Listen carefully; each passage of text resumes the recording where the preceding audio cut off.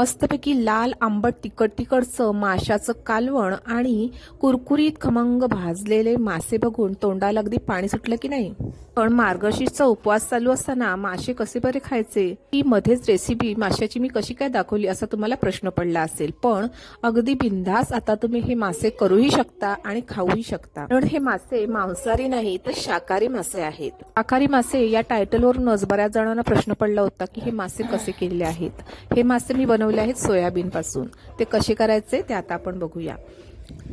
मी इथे फ्रेश असे चांगले सोयाबीन घेतलेले आहेत आणि स्वच्छ पाण्यातून आधी नेहमी आपण जसं सोयाबीनची रेसिपी करतो तसे ते आधी पाण्यातून स्वच्छ धुवून घेणार। त्यानंतर ते पाणी टाकून थोडे शिजवून घेणार आहे। त्या घरात ही सध्या मार्गशीर्ष चालू आहे आणि महिनाभर उपास पाळायचा म्हणजे मुलं अगदी कंटाळतात।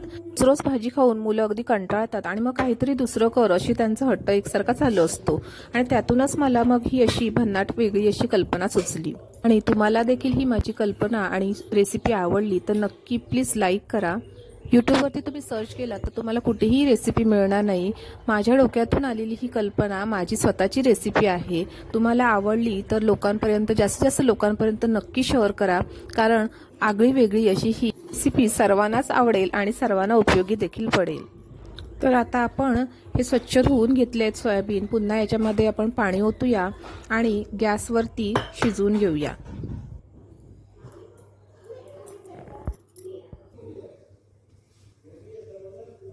बघा इथे व्यवस्थित छान शिजवून घेतलेले आहेत सोयाबीन मी।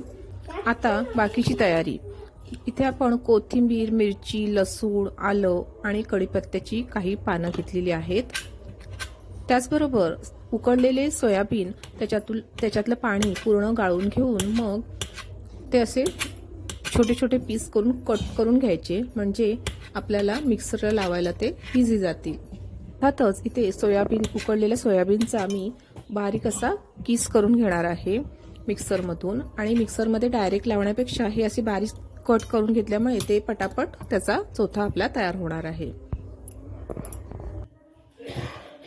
इथे मी आता मिक्सरच्या भांड्यामध्ये ते थोडे थोडे असे लावून घेणार आहे आणि त्याचा बारीक असा आपण चुरा करून घ्यायचा आहे।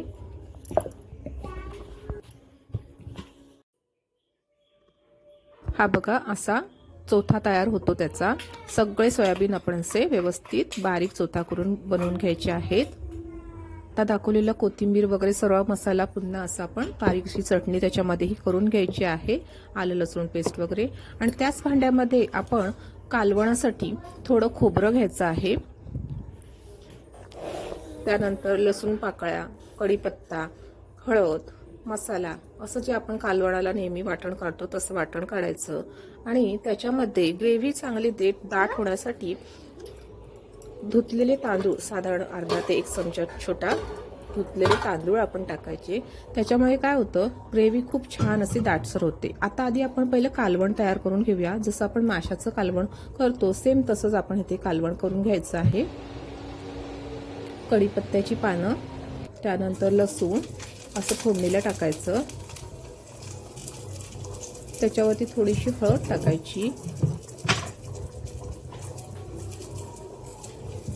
आणि मसाला, आणि फोडणी चांगली तडतडली की त्याच्यामध्ये आपण काढलेलं आता जे ग्रेव्हीचं वाटण आहे ते कालवणाचं वाटण आपण ह्याच्यामध्ये ओतायचं आहे। मस्त दाटसर असं तिखट असं हे कालवण आपलं तयार होईल। कसं मस्त लालसर दाटसा छान त्याला कट सुटलेला आहे बघा। मिक्सरला लागलेलं वाटण सुद्धा थोडं पाणी टाकून आपण ते त्याच्यामध्ये ओतून घेऊया। छान सुंदर असं मस्त हे कालवण होतं। इतर वेळी आपण मासे नसताना सुद्धा जर असंच आपण हे सोलवणी बनवलं नुसते कोकम वगैरे टाकून तरी सुद्धा ह्याच्याबरोबर खूप छान जेवण संपतं। सोलवणी असं आपण त्याला म्हणतो, तसंच हे सोलवणी तयार केलेलं आहे। आणि थोडासा आंबटसरपणा येण्यासाठी आता बघा ह्याला छान मस्त असा उकळी फुटलेली आहे याला। आणि याच्यामध्ये थोडासा आंबटसरपणा आला तर मग ते खरोखर आपल्याला माशाच्या सारासारखं वाटेल, म्हणून मी याच्यामध्ये कोकम टाकणार नाहीये। तर कोकम टाकल्यामुळे कसं सोयाबीनची टेस्ट थोडी वेगळी वाटेल, सोयाबीनला सूट होईल असं काहीतरी आपण वेगळं त्याच्यामध्ये आंबट टाकायचं, म्हणून मी इथे चिंच वापरलेली आहे। थोडीशी चिंच मी याच्यामध्ये टाकलेली आहे। तो जो आंबटसरपणा आहे तो सोयाबीनच्या रेसिपीला सूट होत. नाहीतर मग लिंबू. त्यानंतर थोडीशी कसुरी मेथी मी याच्यामध्ये टाकली आहे आणि कोथिंबीर वरून टाकणार. आणि असं हे आपलं मस्त झणझणीत अगदी दाटसर असं कालवण छान असं तयार होणार आहे. आता हे आपण साईडला ठेवून देऊया आणि मग बाकीची कृती आपली पुढची आपली जी मेन आपले मासे तयार करायचे आहेत आपल्या सोयाबीनचे ते करायला घेऊया. थोडंसं मीठ टाकून ठेवा चवीपुरतं आणि असंच हे कालवण थोडा वेळ शिजायला ठेवायचं. आणि आपण आता मासे तयार करून घेणार आहोत. नेहमी आपल्याला मासे कापायला किंवा ते स्वच्छ धुवायला थोडासा वेळ द्यावा लागतो, तसाच आपण आज मासे स्वच्छ धुवायला वगैरे नव्हे तर मासे बनवायला थोडासा वेळ काढणार आहोत. तर आता इथे हा सोयाबीनचा जो चोथा आहे त्याच्यामध्ये मगाशी तयार केलेला आपण जो मसाला आहे चटणी आहे ती आधी टाकून घेऊया. आणि त्यानंतर मग आपले सुके मसाले, हळद टाकून घ्यायची थोडी, अर्धा चमचा इथे मी हळद टाकली आहे. त्यानंतर लाल तिखट मसाला. तुम्हाला त्याच्यामध्ये आणखीन टेस्ट वाढवायची असेल तर तुम्ही धणा मसाला किंवा थोडासा गरम मसालाही टाकू शकता. पण तुमचा मसाला जर स्पायसी असेल त्याच्यामध्ये गरम मसाल्याचं प्रमाण अगोदरच जास्त असेल तर मग काही टाकायची गरज नाही. त्यानंतर मीठ टाकून घ्यायचं चवीपुरतं. साधारण 2-3 चमचे मी ते मीठ टाकलेलं आहे, छोटा चमचा. आणि थोडी कोथिंबीर पुन्हा वरून टाकली आहे.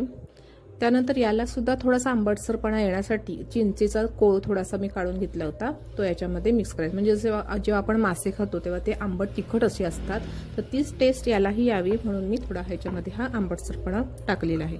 नसेल तर तुम्ही लिंबूही पिळू शकता. आणि आता हे सर्व असं आपल्याला व्यवस्थित मिक्स करून घ्यायचं आहे. सर्व मसाले त्याच्यामध्ये मिक्स करून घ्यायचे. आणि आता आपल्याला हे मासे बनवायला सुरुवात करायची आहे. थोडासा एक गोळा त्याच्यातून काढून घ्यायचा. हातावरतीच आपल्याला असे मासे तयार करायचे. माशाची फोड जशी कापल्यानंतर त्याला आकार असतो तसा आकार द्यायचा. थोडासा चपटा असा रोल करून घ्यायचा आणि मग त्याला दोन्ही बाजूने थोडंसं प्रेस करून माशाचा आकार आपण त्याला द्यायचा आहे. त्यानंतर मासे कापल्यानंतर मध्ये जो होल येतो तो असा बोटाने होल ह्याला तयार करायचा आहे. म्हणजे दिसायला बघितल्यानंतर ते मासेच वाटतील अशा पद्धतीने आपण त्याला थोडा हा असा हाताने हलकेच शेप करून घ्यायचा आहे. हा बघा, एक पीस माझा तयार झालेला आहे. दुसरा पीस मी तुम्हाला दाखवते. बघा, असा चपटा आणि गोलसर असा उभट असा रोल तयार करून घ्यायचा. कळी जशी असते पाकळी तसा पाकळीसारखा असा आकार करायचा. मासा कापल्यानंतर असा दिसू नये का तसं. आणि थोडंसं चपट दाबायचं आणि या साईडला इथे असा थोडासा होल मारायचा. असे आकार करून घ्यायचे माशाच्या पीस सारखे, काही गोलसर काही उभट असे जसे जमतील तसे. तुम्हाला मासे जसे दिसतात तसे थोडेसे आपल्याला हे शेप बनवून घ्यायचे आहेत. तसं हे मीही कुठे पाहिलेलं नाही, असंच एक डोक्यात कल्पना आली म्हणून करून बघितलं आणि खूप छान म्हणजे सक्सेस झालं. खूप छान मस्त बनतात हे मासे. खरोखरच मासे खातोय असं आपल्याला वाटतं खाताना आणि दिसायलाही तसेच दिसतात. तर हे असे सगळे माझे मासे शेप बनवून झालेले आहेत. आणि जसं आपण मासे बनवताना त्याला आपण रवा वगैरे वरून लावतो तसं आता इथे मी करणार आहे. रवा, बेसन, तिखट, हळद, मीठ असं घेतलेलं आहे. तर हे सर्व आता सगळं मी व्यवस्थित मिक्स करून घेणार आहे.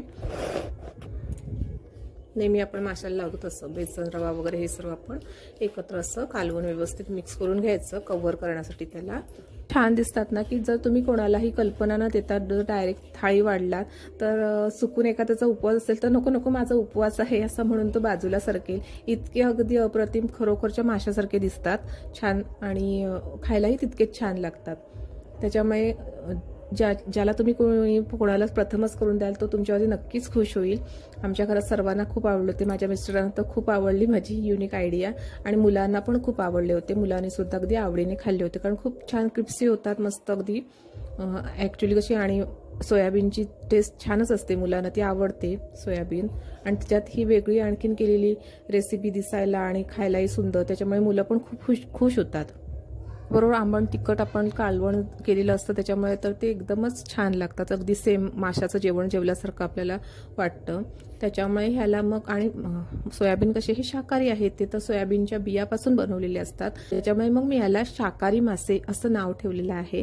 आणि ते युनिक असं नाव वाचल्यानंतरच बऱ्याच जणांना प्रश्न पडला होता शाकाहारी मासे म्हणजे नक्की काय. आता तर तुम्हाला माझी पूर्ण रेसिपी समजलेली आहे. तुम्हाला जर आवडलं असेल तर लगेच लाईक करा आणि जास्तीत जास्त लोकांपर्यंत शेअर करा. माझ्या व्हिडिओला जास्तीत जास्त रिस्पॉन्स द्या आणि माझ्या ह्या छोट्याशा प्रयत्नांना थोडासा सपोर्ट करून माझ्या चॅनलला जास्तीत जास्त लोकांपर्यंत पोहोचवण्यासाठी आणि त्याची ग्रोथ होण्यासाठी मला मनापासून सपोर्ट करा. मी कायम आभारी असेन. हे बघा, असे आपले मासे आता रवा वगैरे लावून तयार झालेले आहेत. आपण नेहमी जसे फ्राय करतो शॅलो फ्राय, तसे आपण हे आता फ्राय करूया. जर तुम्ही डीप फ्राय करणार असाल तर ते आणखीन कुरकुरीत होतील. पण उगाच तेलाचा जास्त वापर करायचा नसेल तर मग आपण असे शॅलो फ्राय करू शकतो. हे शॅलो फ्राय केल्यानंतर म्हणजे गरम गरम असताना थोडे कुरकुरीत होते आणि नंतर थोडे नरम पडले होते, कारण सोयाबीन तसा नरम असतो. त्याच्यामुळे सांगताना मी तुम्हाला अशी टिप्स देऊ शकते की शक्यतो गरम गरमच ते वाढायचे ताटामध्ये. आणि जर नंतर तुम्ही वाढणार असाल तर वाढताना ते थोडे गरम करून घ्या, म्हणजे ते त्याचा क्रिस्पीपणा पुन्हा त्याच्यामध्ये येतो, कुरकुरीतपणा पुन्हा त्याच्यामध्ये व्यवस्थित ठेवतो. नेहमी आपण जसे तळतो तसंच तळायचं आहे. मासे तळतो तसं उलटून पलटून दोन्ही बाजूने खरपूस भाजून घ्यायचे. डीप फ्राय केले तर मला वाटतं याहीपेक्षा खूप छान कुरकुरीत असे होतील ते, पण मी डीप फ्राय केलेले नाही आहेत.